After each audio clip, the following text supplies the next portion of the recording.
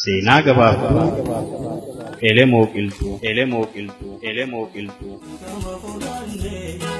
Abbaa Urjiiti.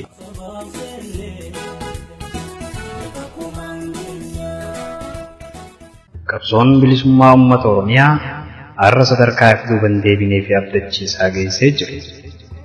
Dhuma bara 2015 irraa kaasee hamma yoonaatti lammiin bahaa dhiyaa fi kaabaa kibbaan mirga isaaniitiif anaannata bira dabranii xiqqaa fi guddaan dhiiraaf dhalaan wareegamaa caphaa dhiigaa jira. Wayyaaniin warra waraana dargii irraa boojitee fi abbootii garaa kanneen uummata Oromiyaa irratti muddeen irreen naangoo irra jiraachuuf jibbaan ni godhaa jirtu guyyuma guyyaan bu'uura dhabaa jira. Qabsoon bilisummaa tanarra xiqqaa fi guddaa lammii Oromiyaa bahaa dhiyaa fi kaabaa kibbaan bilisummaa yookaan du'a jechisiisaa wayyaanee dhaabaa dhaabbata waakkachaa jirtu bu'uureessuu irratti qabsaawaan qoonni isaa hundaa ol ta'e Elemoo Qilxuuti. Elemoo har'a gaafa uummanni hiddii lolaa keessaa burraayyuun teenya jedhan warri gincii dhiiga nama keenyaa kan awwadaa itti dhangalee ni baafanna jedhan haala kanaafis xiqqaa guddaan dhalaa fi dhiiraan diina ibiddatti harutti harka duwwaa deeman odoo hin taane gaafa haalli kanaan faallaa gaafa uummanni Oromoo fi waliis wallaalaniitu kana keessa turan akki kun isaaniin hin malle jechuun jiru sadootan keessa ture dhiisee maatii isaa biyya alagaa keessatti gatee qaanqee qabsoo hidhannoo bilisummaa qabsiisuuf nama adan irraa biyya seene. Maqaan warri Elemoof moggaasa Hassan. Akka aadaa hawaasa baha Oromiyaatti maqaan burjee yookaan haala dhalataa yookaan dhalattu ilaaluun moggaafama. Maqaan afaan Arabaa kan haala san hordofuun Elemoof moggaafame hiikaa sadii qaba. Isaanis bareedaa, gaarii yookaan tolaa fi nama rakkataa yookaan dhimma kabajamaa ta'e gargaaru kan jiru. Namni akkuma dhalateen haalli armaa olii irraa calaqqisa kun Abraahim Umarii fi Aashaa Ahmadirraa baha Oromiyaa godina Bareenumaa Konyaa Gaara Mul'ataa aanaa Qarsaa ganda Galaan Karraaree Bululoo keessatti argamutti toora bara 1936 keessa dhalate. Elemoo akka barnoota amantii Islaamaa kan ganda itti dhalatetti barsiifamu xumureen dabalataaf otoo deddeemuu toora bara 1956 magaalaa Dirree Dhawaa seene. Akka achi dhaqee jaalalti magaalaa Dirree Dhawaa qoma seentee darasummaa manaa bahee fi adda baaftee if keessatti qubsuma murteeffachiifte. Jireenyaaf dukkaana nama Haajuu Meerii jedhamu kan meeshaa adda addaa alarraa fidee jimlaatti takkeen gurgurutti mindaawe. Elemoo faxinummaa waa barachuu biratti naamusaa fi amanamummaan yeroo gabaabduu keessatti onnee haajii seena. Akka magaalaa baree hawaasaa fi amala biyyaatiin wal fudhateen eega hojii isaa raawwate booda galgala uffata adda addaa kopheelee fi faaya dubartii haajirraa fuudhee dukkaannan irra deddeemee jimlatti gurguruun mataa isaatii bu'aa jalaa buufachuu jalqabe. Abbootiin dukkaannanii kanneen Elemoo irra deddeemee meeshaa itti gurguru akka wal baraa dhufaniin akkuma haajiitti haalaa fi amala isaa jaalatanii daldala isaaniitiin barbaadutti seenan. Haalli kun Elemoof hammaa fi mi'oota gurguru baay'iseef heddumminni gurguraa bu'aa jalaa harkatu yaa dukkaana keessa oolee horu dhaalchisaa dhufe.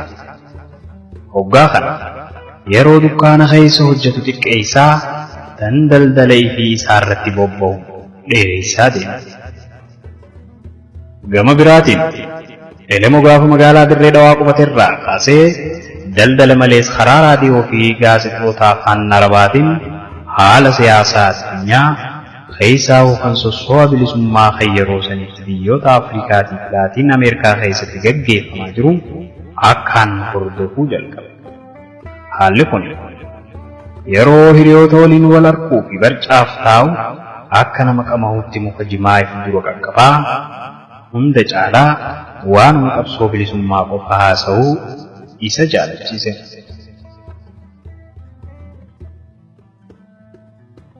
Hoggaa hiriyoonni oduu dubartootaatiin wal bohaarsan haala rifeensaa taphaa fi guntuutaan bareedina dubartii madaalan Elemoo seenaa Jamiilaa Buheer qabsooytuu biyya Aljeeriyaa ta'e yeroo sanitti oduun isii reediyoo fi gaazexaalee addunyaa dhuunfate odeessuun bareedinaa fi dhiira gammachiisuun alattis dubartoonni qabsoo bilisummaatiif qooda guddaa gumaachuu akka danda'an haasawaa ture.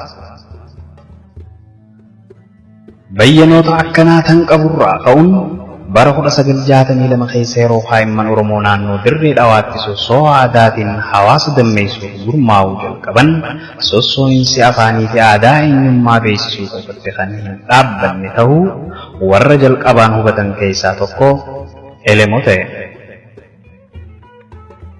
Haala kanaafis hoogganoota kaa'immanii keessaa hoo Abubakar Muusaa waliin qunnamtii addaa horuun hawwisoolee afran qalloo diinagdee fi aadaan tinnisaati ture.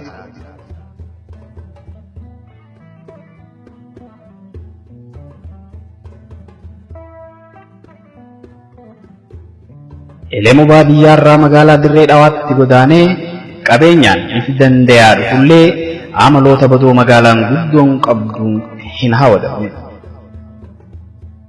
Jimaa fi sijaaraan namoota daaddaa isaa biratti faaya turanillee isa fudhachuu hin dandeenye. Toliinsa haalaa fi amalaa biratti hojjetaa haraaraa fi araadarraa qulqullaa'e ta'uun Elemoo hawaasa guddaa biratti Haaji Umeeri malees naaduraa sooreyyii magaalaa kanneen meeshaa jimlatti irraa bitu warra akka Hassan Foorsaa fi Saalim Abubakar Bahmiidaan jala naqeen. Hundinuu daldala isaanii bira taranii shamarran isaaniitiin warra kajeelu ta'an. Haaluma kanaan warri Baa Mahdaar daldala isaanii kan adan jiru isa qaadhimatanii Dirree Dhawaarraa akka gamas sossoo amansiisan. Akkasiin walakkaa bara 1963 karaa adan sossoo.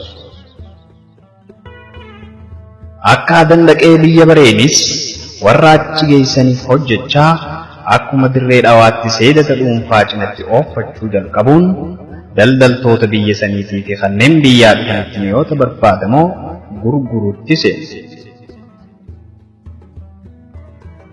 Haala kanaan daldalli isaa yeroo gabaabduu keessatti tolee fi mindooma namaa jalaa if baasa.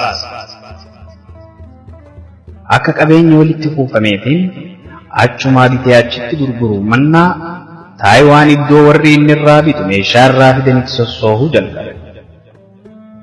Adanirraa Taayiwaanitti bobbahuun yeroo gabaabduu keessatti Elemoo sooressa beekamaa akkuma hiikaa maqaa isaatti nama if bira dabree rakkataa gargaaru godhe.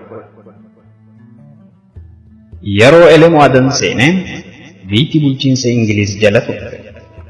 Elemoo akka bubbulee biyya bareen dargaggoota biyyaa kanneen dhaaba maqaa adda bilisummaa uummataa Aljabahatul Qoomiyyaa yookaan National Liberation Front NLF ja'amuun gabroomsaa ofirraa kaasu qabsaawaa jiraniin wal fudhatee yaadaa fi diinagdeen gargaarutti seene. Sadaasa 30 bara 1967 gaafa sossoonsi riphee loltummaa dhaaba armaa olii gabrummaa Ingiliiz buqqisee biyya bulchiinsa uummata Yaman dhidhimaa yookaan People's Republic of South Yemen gonfachiise akkuma warra biraatti Elemoo deeggaraa galmaawaa ta'uun isaa ifatti beekama. Deeggaraa NLF ta'uun Elemoo Filisxeenota bilisummaa biyya isaaniitiif qabsaa'oo waliinis jaala godhe. Kaayyoo qabsoo isaanii galmaan ga'u walakkaa bara 1964 gaafa dhaaba PLO galmeeffatan irraa kaasee gama waajjira isaanii kan adaniin diinagdeen gargaaruun hariiroo jaallummaa waliin uummate. Isaan malees Elemoo qabsaa'ota adda bilisummaa Eertiraa kanneen yeroo san adan keessatti cimoo turan waliinis qunnamtii walitti dhaabbatte qabaachuun wallaansoo isaanii hordofaati ture. Gama biraatiin yeroon Elemoo adanitti dhaqe yeroo sossoonsi qabsoo bilisummaatii fi yaanni sirna siyaasaa wajji qabeenyaa kan maqaa sooshaalizimiin beekame hawaasa addunyaa itti dhuunfatte. Yeroo sanitti hawaasan addunyaa hedduu keessatti qabsaa'onni haala armaa olii kanaan gabroonfataa alagaa malees cunqurfamaa fi saamiinsa abbootii lafaa jalaa bahuuf wallaansoo cimtuu godhaa turan. akka yaadaatiin sirni wajji qabeenyaa faallaa daldalaa fi soorama dhuunfaati. Haalli kun silaa nama akka Elemoo kan qabeenyi amma walitti kuufamee fi jiru kan makiinaan haareen reefu baate mooraa keessa jaajitu kan harkisuun turu. Garuu Elemoo nama dantaa mataa isaa caalaa kan uummata bal'aaf irra haduutti yaadu waan ta'eef sirna kana qaamaa fi qalbiin fudhate. Kaayyoo sirna kanaa fiixa baasuufis akka Yemen dhidhimaa bulchiinsa Ingiliz jalaa walaba taateen dhaaba NLF jalatti gooblaa maarkizim keessatti galmaawee kitaabban shuuyii dubbisuun dhorame. Seenaaleen qabsaa'ota akka Che Gueveraa fi Ho Chi Minhis sammuu fudhatanii yeroo hunda afaanii bu'uu didan. Elemoo qabeenyaan sooramuu fi mootummaa biyyaa waliin hariiroo jaallummaa qabaachuun ilmaan Oromoo kanneen haala adda addaatiin biyyaa bahanii achi seenan akkaan gargaare. Elemoo warra baqa dhufaniif dahoo ta'e nyaataa fi dhugaatiin gargaaruu bira taree hamma qubatanitti mana isaa bira taree kophatti iddoo galan horii isaatiin kireesseef. Malees warra daldalaaf achi dhufan kan dugdee isaaniin ba'i mi'a isaanii itti kennuuf jalqabe. Haalli isaa kuni Elemoo rakkoo keessa galche. Walakkaa bara 1968 namicha tokko kan mi'a irraa fuudhee achumaan biyyatti hafeerraa maallaqa isaa barbaada Finfinnee dhaqe. Namichi mi'a liqiin irraa fuudheef horii isaa erguuf mannaa Elemoo hidhaaf qaadhime. Mootummaa Haayila Sillaasee ta'u warra dura dhaabbatu akka boombiitti ofirraa eegaa jirtutti Elemoo warra biyya alaa keessatti mootummaa dura dhaabbatan waliin nama jiru badii jedhu akka qabamee hidhan godhe. Gama biraatiin namichi durumaan ta'ee jaamee mootummaa Itoophiyaa irraa nama itti ergame jaama. Inshaashatti gaarummaanni Elemoo goda itti hin qophaa'in keessa naqe. Namichi bu'aa akka irraa harkatuuf mi'a liqiin kenneef adan dhufuu ani hin danda'u sumaatu narra wayyaa ati as kootu noolii baaftoorii keet irratti ideensiif kenna. Achumaanuu biyyaa fi haala daldala Finfinneetiis laata. Yaada jedhuun sobee shaggar fidee illima qopheesseef keessa naqe. Qaruuteen mootummaa Haayila Sillaasee Elemoo keessaa waan beeku baasuuf akkuma mana hidhaa ol naqataniin uleen irra gattaa. Harkaa fi miila hidhanii eessaa turra laalata akka nama uuda bishingaa tumutti qaama mara cafata. Akkasitti waan dhaga'uu fedhan afaanii baasuu dadhabnaan dumcoo carqee afaanitti tafashanii akka siilchoo waadanitti sibiila furdaa keessa loosaatuma. Akka foonsu guyyaatti mataa isaa garrarraasanii fannisuun hamma coraan isaa solloqee foon diimaan mul'atutti faana keessa tumu. Afaan cancalanii tumuu fi akka foonsu guyyaatti fannisanii garafuun wahuu afaanii baasuu dhabnaan warri zaallaagaa fi honi nama humaa takkallee keessan jedhu murtii jetturra gaya. Tuminsarraa kan ka'e faanti madooyitee Elemoo ejjechuu dadhabee mana fincaanii dhaquuf gargaarsa barbaade. Mana isaa oowwaa fi jiruu isaa mi'ooytuu keessaa malaan yaamamee kana mudachuun haalaan garaa guba. Horii isaa barbaadaaf mana hidhaa kan miila isaatiin dhufee naqe keessaa bahu horii biraa dhangalaasutti seene. Mootummaa gunaan aadaa isii taate jalaa maallaqaan itti baasuuf kan harkee hundatti harka hiixachuu jalqabe. Akkasiin maana uumtetti hidhaa ji'a 6 booda walabummaa horii isaatiin bitatee mana hidhaa keessaa bahee adanitti deebi'e. Hidhaan mootummaa Habashaa Elemoo haalaan jijjiirte. Eegaa adanitti deebi'ee sammuun isaa waan dalagaa dhiiftee gada dooballee isaa takka malee biyya haadhaa fi abbaa isaa keessatti mudate halkanii fi guyyaa yaadurraa hara fudhachuu dibde. Sabarraa dhalate kan biyya isaa keessatti mirga tokkollee qabaachaa hin jirre humaa godhaa jiraachuu dhabe isaatiif gaddi weerare. Haalli kun isa dhuunfatee fedhii dalagachuu keessatti laamsheessee karaa fi haala qabsoo bilisummaa uummata Oromoo irraa qooda itti fudhatu qofa akka yaadu godhe. Yaada isaa kan hojiirra oolchu odoo iyyaafataa fi qorannoo godhuu qaa'imman Oromoo kanneen qabsoo bilisummaa jalqabuuf fedhii qaban biyyaa baqatanii Soomaaliyaa keessa jiraachuu dhaga'e. Dhageettii faana dhawee akka mirkaneeffateen qunnamuuf karaa Mogadishoo barare. Achitti jaarraa abbaa gadaatii fi sabboonota biroo kanneen wallaansoo qabsoo bilisummaatiif qophii ta'an waliin walitti dhufe. Elemoo jaarraa abbaa gadaatii fi sabboonota biroo kanneen fedhii qabsoo bilisummaa akka isaa qaban arguun haalaan gammachiisa. Nama qabsoo akka isaaniitiif murate kan mootummaa ada waliin jaallummaa qabu kan qabsaa'ota Filistiinii fi kanneen biroo waliinis hariiroo qabu walitti dhufuun jaarraa abbaa gadaafaa keessattis gammachuu daangaa hin qabne uume. Hawwii qabsoo bilisummaa tan mootummaan Somaalee keessatti ukkaamsiteetti hafuurri deebi'eera. Marii godhanii akkaataa yaada isaaniif dura itti tarkaanfachiisan irratti mala tarrifatanii Elemoo hojii adda fudhatan fiixa baasuuf adanitti deebi'e.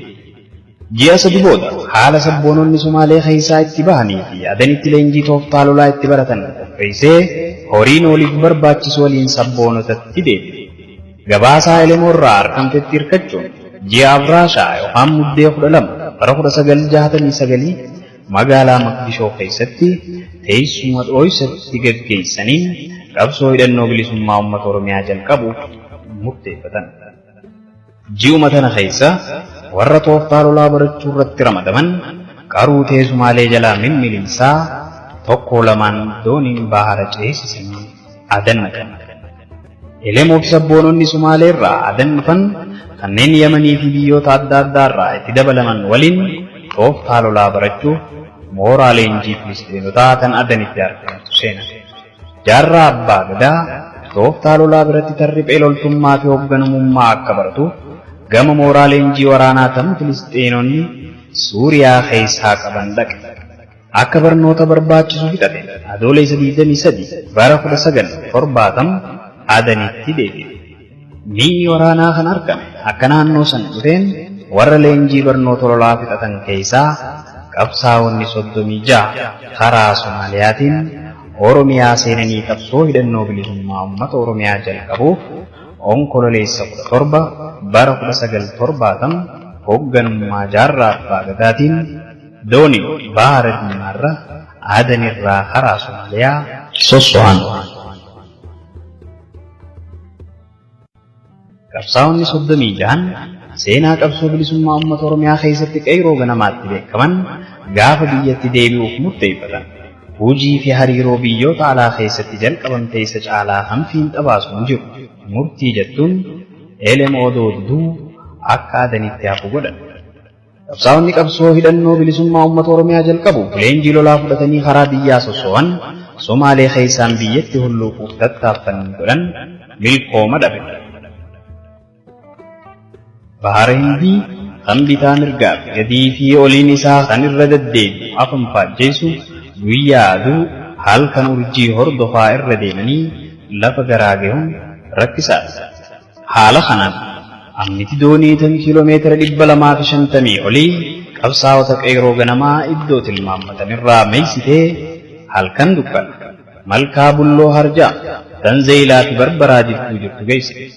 Achitti ganama isaanii hirriibaan ka'in waraana Somaaleetiin marfamanii eega dhukaasa walitti banan booda malaan harka isaanii seenanii mana hidhaa Mandheeraa jedhamutti darbaman.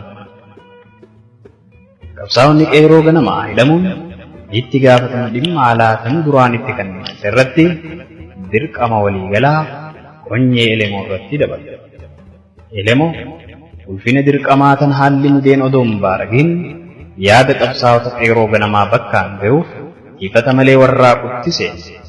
Dhimma kanaaf dooginyoota yookaan bakka bu'oota waajjiroota mootummoota Arabaatii fi biyyoota qabsoo bilisummaa gargaaran waliin hariiroo uumuuf Iraaq, Kuwait, Ordon, Libnaan, Suuriyaa fi Masri keessa deddeeme. Tattaafannii Elemoo maqaa fi seenaa Oromoo gurra mootummoota hedduu naqe. Haaluma kanaaf yaada laalcha sadaffaa addunyaa jiru babal'isuuf walgahii bara 1973 ji'a Eblaa keessatti koloneel Gaadaafiin Liibiyaa keessatti qopheesse irratti akka qabsaa'ota bilisa baaftuu Oromootti afeerraan godhamtee fi jiilaa waliin Tiripoolii dhaqe. Teessuma bakka bu'oonni dhaabota qabsoo bilisummaa biyyoota Afrikaa, Eesiyaa, Awurooppaa fi Ameerikaa dhidhimaa irratti argaman tanarratti Elemoo fi jiilli waliin dhaqan qabsaa'ota achitti argaman seenaa Oromootii fi kaayyoo qabsoo bilisummaa uummata Oromiyaatiin wal barsiisan. Elemoo haala armaa oliitiin Oromoo fi dhibdee isii lammii fi mootummoota biyyoota alaa beeksisaa karaa kaaniin karoora dheeroo ganamaa bakkaan ga'u irratti qophii barbaachiftu irratti bobba'e. Haala kanaafis akka karaa ittiin biyya seenamu qoratanii fi caasaasaniif barbaachisu diriirsaniif qabsaa'ota dhimma kanaaf muratan karaa adda addaatiin biyya naqe. Akka qophiin haala kanaaf barbaachisu xumuramteen fuula karaa biyyaa deebise. Dhimma kanaaf Sadaasa Afur bara 1973 sabboonota leenjii waraanaa fudhatan waliin mana isaatti teessuma qopheesse. Qabsoo hidhannoo bilisummaa uummata Oromiyaa jalqabu irratti marii godhanii warra kaayyicha hojiirra oolchuu fedhan waliin biyya seenuu murteeffatan. Yeroo sanitti Elemoo qabeenya gayaa malees haadha warraa Aamunu tan bareedina daawwatamteen kuufamneen faayamtee fi ilma isaa kan maqaa kallachaa Abdukariim Moggaaseetii fi intala isaa Hanaan tarree fudhalatte qabaachuu ture. Horii fi maatii biratti hoogganoota biyyaa waliin jaallummaa qabu. Biyya san keessatti jiruu nagayaa sadoo fi qananiin jiraachuun isaaf salphaadha ture. Saniin alattis achuma jiraatee maqaa qabsoo Oromootiin yeroo yeroon biyyoota alagaa keessa deddeemuun jiruu isaa itti fufuu ni danda'a ture. Garuu fedhiin bilisummaa tan onnee keessaa bilbiltu sadoo fi qananii gatee maatii isaa Rabbitti dhiisee qabsoo hidhannoo jalqabu karaa daggala Oromiyaa akka sossoobu goote. Akkasiin qabsaa'ota waliin biyya seenuu murteeffatan waliin mi'a waraanaa hamma dooniin deemuu hin dandeessu fe'anii Afraasa 6 bara 1973 aadan irraa ka'anii qilleensaa fi dambalii hamilee cabsuu barbaaddu keessa hulluuqanii malkaa Asabitti tarkaanfatan. Achirraa lafa uummata Affaar keessa loohanii hawaasa isaaniitti fullahan. Elemofaan odoo biyyan seeniin duratti qabsoon bilisummaa uummata Oromiyaa jalqabuman Oromoota naannoo adda addaa akka haammatuu fi hooggana isii keessattis martinuu akka ifarkan godhuun barbaachisaa ta'uu hubachuun hoogganamummaa isii falmachuurraa ittisata. Yaada kana bu'uureeffachuun akka biyya seenanii sabboontota magaalaa Finfinnee keessa jiran qunnaman. Afraasa 27 bara 1973 Finfinnee keessatti sabboonota garii waliin teessuma godhaniin yaada isaanii kana ga'aniini hamma qabsaa'onni naannoo adda addaarraa keessatti heddummaatan isaan wiirtuu gola qindoominaa yookaan seentaraal koordineeting badii akka ta'an murteessan. Sanumaa waliin bara lama keessatti dirree qabsootan jabaatte keessatti walgahii idilee tan hoogganeef keessaa fintu qopheessuu irratti walii galan. Sanbooda Elemoo fi qabsaa'onni mi'a waraanaa kan fidatan iddoo adda addaatti dho'ifatanii haalaa fi naannoo qubsumaa qorachuu irratti bobba'an. Qormaata yeroo xiqqoo boodaan gaara gubbaa qorichaa hundee godhatanii daaloo ofii olitti ilaalaa gadiin galamsu daawwachaa shaggariin kiiloomeetira 200 qofa sirraa jirraa nu oobsi jechuun hidhannoo isaanii ta'u waraanni mootummaa hin qabneen hawaasa keessa deddeemaa dammaqinsaa fi hamilee uummataa kakaasutti seenan. Gandi keessatti bobba'an kan itti aanu haala isaanii odoo hasaasuu oduun isaanii yeroo takkatti lammii wal geesse. Dhaadannoon isaanii tan manni keenya biyya isaanii keessatti mirga abbaa biyyummaa mulqamanii gabrummaan jiraachuun raawwachuu qabu. Tan jettu hawaasa Oromoo bira tartee tan diinaa seente. Naftanyoonni naannoo gubbaa qorichaa dhuunfatanii uummata keenya irratti roorrisaa jiran yeroo tana dhagayan gurra isaanii amanuu dadhaban. Mulaatu tame tuni nutti hin taatu jedhe. Mulaatuun naftanyaa lafa guddoo mootummaan uummata irraa fuutee badhaafte irratti abbaa lafaa ta'ee hawaasa irratti roorrisaa ture. Lafa fardaan irra gulufee fudhatee irratti qaniyaa jiru irreen tiifachuuf hamma funyaanitti hidhatee bakka deemu maraa ashkaroota hidhannoo qabaniin nama dabaalamaa deema. Ilmi Tamany akkuma afaan isaatti onnee horee caamsaa takka bara 1974 guyyaa Isniinaa jalee waliin midhaan isaa fidachuuf hardiinitti ganame.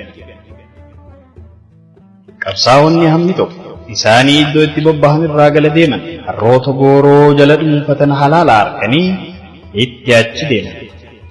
Dargaan mulaatuu kanneen alaa isa eegan warra hidhannoon itti achi deemaa jiru agarraan dhukaasa banan.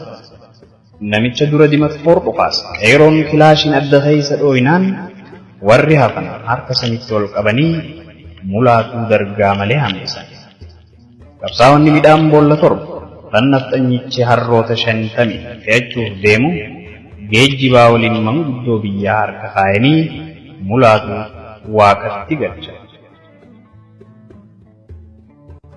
Oduun haala mulaatuu mudatee galamsu qaxxaamurtee Finfinnee baatee gurra mootummaa Habashaa seene. Hayilasillaasee dogoggoonni isaa shoorarkaa biraa keessa jiraatanillee tana gurraan dhaga'uun taan darayyaachisee hatattamaan humna daddaffii tan faxnoo daraashitti beekamtu naannoo sanitti ergan. Faxnoon nafxanyoota naannoo sanii waliin ta'uun manneen irra deddeemanii manguddoota, sheekotii, daldaltoota, barattootaa fi kaa'imman galamsoo fi naannoo sanii kanaa sanii malee hidhatti guban. Dargaggoonni nafxanyoota akka saree maraattee Oromoota hidhuuf ganda keessa oriyan jalaa miliquu danda'an qabsaa'ota biratti jalaa baqatan. Guyyaa sanirraa kaasee irreen qabsaa'otaa cimaa ture. Uummanni keessa jiran gadaameessaa ta'anii fi caasaan isaanii guddachaa marsaan ballachaa deemte. Gama kaaniin wallaansoon naannoo sanitti himtee lolli walitti dhaabbate. Nafxanyoonni baadiyyoota gubbaa qorichaa keessa jiran darsa guurratanii magaalatti godaanuu jalqaban. Baadiyyaan nagee arga. Abbootiin biyyaa dhiixa nafxanyootaarraa hara baafata. Odoo haalli akkanitti deemaa jiru waxabajjii 28 bara 1974 dargiin ijaaramtee aangoo biyyaa Hayilasillaasee irraa fudhatte. Akka barcuma tottolfatteen rakkoolee biyyaa kanneen muddamsiisaa jiran caalaa kan naannoo gubbaa qorichaatti nafxanyoota mudachaa jiru durummaa kan ta'e miseensota isii keessaa Koloneel Zallaqaa Bayyanaa naannoo sanitti ergite. Zallaqaan nafxanyoota baara gaduutii mulaatuu itti fidde keessaa baasuuf irbuu seeneef uummata galamsoo dirree magaalaatti walitti qabate. Loltootaan marsee walakkaa dhaabbatee isin uummanni galamsoo fi naannoo isii shiftoota isin keessa deddeeman fiduu yookaan dhabamuu keessaa tokko filadhaa jechuun doorsise. Sanbooda murna waraanaa kan shaalaqaa Kaasaahun Alamaayyootiin hoogganamu galamsoo fi gubbaa qorichaa jidduu gooroo Hinteerii Jaankurra qubachiise. Akeekni guddaan waraanaa achi qubachiisuu uummata naannoo sanii anfariirsuun qabsaa'ota isaan keessa jiranitti qubalaachisiisu uummataa fi qabsaa'ota duwiddaa garaa godhu jarri galii kana fiixa baasuuf hidhannoo guutuun hawaasa keessa bobba'anii galuu jalqabu. Yeroo qarmaammee isaanii irraa bahanii deebi'an mara uummata zaallaa gaaffii rakkoo doorsisuu fi sodaachisuu hojii godhatu. San isaan hanqatee gaafa kaan nama tokko galaafatan. Guyyaa faxnoon lubbuu nama Oromoo galaafatan qabsaa'onni Amaarota baadiyyaa keessa jiranitti dhaqanii hulaa dhadhabanii qabsoon manaa bahanii tan hiyyeessa Amaaraa kanneen hawaasa Oromoo keessa nagayaan jiraatan hidhuu akka hin ta'in mirkaneessaniif. Gochi faxnoo isaanii fi Oromoota jidduutti garaagarummaa uumuuf waan karoorfame ta'uu beeksisuun dhaamsaa waliin jaratti ergan. Dhaamsa faxnoof barreessan irrattis akeeka deemaniif ifa baasanii wallaansoon itti jiran kan gabrummaa Habashaa irraa buqqisuu fi kan abbaa biyyummaa uummata Oromoo mirkaneessuu ta'uu addeessanii. Sanuma irratti dabalanii ummata nagayaan jiraatan irratti ajjeechaa hojjetamu akka balaaleffatan hubachiisa. Akkasuma waliin kana booda yoo nama Oromoo tokko ajjeesan dhiiga gama kaan irraa dhangala'uuf warri itti gaafatamu isaan taachaa beeksisan. Shaalaqaan yeroo Amaarota qabsaa'onni itti ergan wal qunnamee dhaamsarraa dhagee tooftaan isaa jalaa fashaluu hubate. Yoo ajjeechaa uummata Oromoo itti fufu lubbuu Amaarotaa dhangalaafatamuuf jiraattuuf itti gaafatamuu isaa arga. Haalli qabsaa'otaa kun hatattamaan uguramuu baannaan caalaa hammaachuun isa yaadchisee tarkaanfii isaan dhabamsiisuutiif waraana isaa qopheessee birraa bultii 5 bara 1974 guyyaa kamisaa subii gooroo hinteeriirraa gama raaree tirootti sossoosu. Qaruuteen qabsaa'otaa sossooha waraana haasa'uun akkanillee akkuma aadaa isaaniitti bobbahanii deebi'anitti waan fudhataniif hordofu itti rakkan. Haasa'uunis faanaarraan tanaa dhoolfachuun guyyoota hedduu kanumaan balleessin nagayaan waraana isaa diiramaan bobbaasee deebisaati ture. Har'a garuu midhaan boqqolloo kana hojjaa namaa liqimsuun ibdaa bakka durirraa miila dheereffate. Waraanni diinaa shokomsaa malee meera boqqolloo keessa deemanillee ilaaloo qeeroo jalaa dhokachuu hin dandeenye. Seeyiliin qeeroo warri akka hireetti naannoo san turan akka odeessa harkataniin waraana faxinoo afaan bahanii isaanii quban qabne dhukaasa bakka takkaatiin baareessan. Waraanni diinaa dhokachuuf goda seenan dhaban. Shaalaqaan zarraa fi isaatiif odoo yeroon harkatiin dachii fi samiin itti garagaggalan. Lolli akkaa fi bakka inni hin barbaadinitti itti jalqabamee xiyyitii fi boombiin karaa hundaan itti xiixan. Dhukaasni jalqabamnaan qeeroon naannoo jiranirraa karaa sagaleen qawwee itti dhaga'amtutti ori'an. Waraana diinaa kan duruu afaan faajjawaa jiru olii gadi bitaa mirgaan itti dhukaasanii lafaan dha'utti seene. Haasaa'unii fi waraanni isaa ibidda qaban ija cufatanii karaa harkan haruu malee waan godhan wallaalan. Uummanni naannoo sanii yeroo qawween qabsaa'otaa diina akka kubbaatti ol kaaftee lafatti gadi deebiftuun halaalaa millatanii dinqifachuutti seenan. Lolli ganama jalqabe dafee raawwachuu dhiisee lakkumaan aduu waliin oowwitti seene. Ibiddi gooroo gubbaa itti roobu baay'ina waraana diinaa xiqqeessaa dhufe. Haalli akka mooraa itti beef ta'uu dhabnaan ajajaan waraana diinaa kanneen mooratti hafan dhufanii akka gargaaraniif dirmachuu lallaban. Tana jidduu mudaan muddii ol bakka miilaa fi garaan elemoo walitti jaajju xiyyitiin diinaa takka dhufattee seene.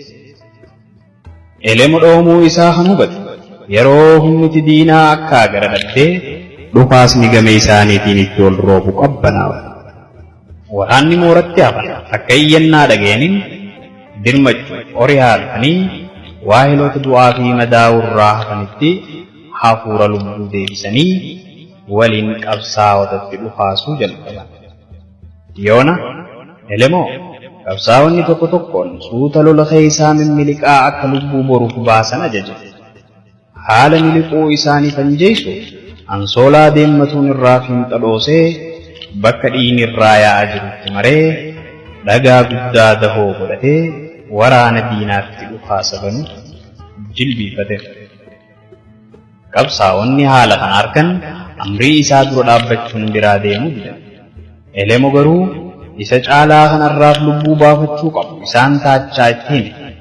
Sammalees manaa kaniin beer qabsoo bilisummaa ummata kiyyaati. Haala kanaan duu caalaa wanni na gammachiisaan jiru. Qaanqee qabatte tan akkan dhaamne godhuun dirqama isinirra jiru. Kanaaf na dhiisaa deemaa. Ani hamma lubbuun na keessa jirtu diina isinirraa hin ittisa jechuun bakka riffiserraa diinatti dhukaasuu jalqabe. Waraanni haasaa'uun gama isaaniitiin iddoo dhukaasnirraa itti as dha'umutti xiyyitii malees madaafa haraa maraan dooyetti ol yaa'an. Elemu bakka jilbiifaterraa waraana diinaa kanneen itti ol yaa'an hamma danda'u odoo lafaan dha'uu sagaleen kilaash isaa calqifate. Waraanni diinaa bakka irraa itti dhufaafamaa ture hoggaa ga'an. Ibiddi itti roobaa ture qaama adda bittinneessee haabee nama itti dhufaasaa turedha. Yeroo dilli kuni ta'u dachiin xirroo maaltu na mudate jedha. Samiin naannoo sanii waan jalatti deemaa jiru laaluu jibbitee duumessaa haguuggate. Aduun kana hunda daawwachaa ooltee asrii lubbuu elemoo fuutuu jeeyina qabsoo bilisummaa Oromiyaa keessatti bitan qabne umrii 38 itti fudhattee gaara bubbeetiin gadi qaadde. Oromiyaan ni bilisoomti.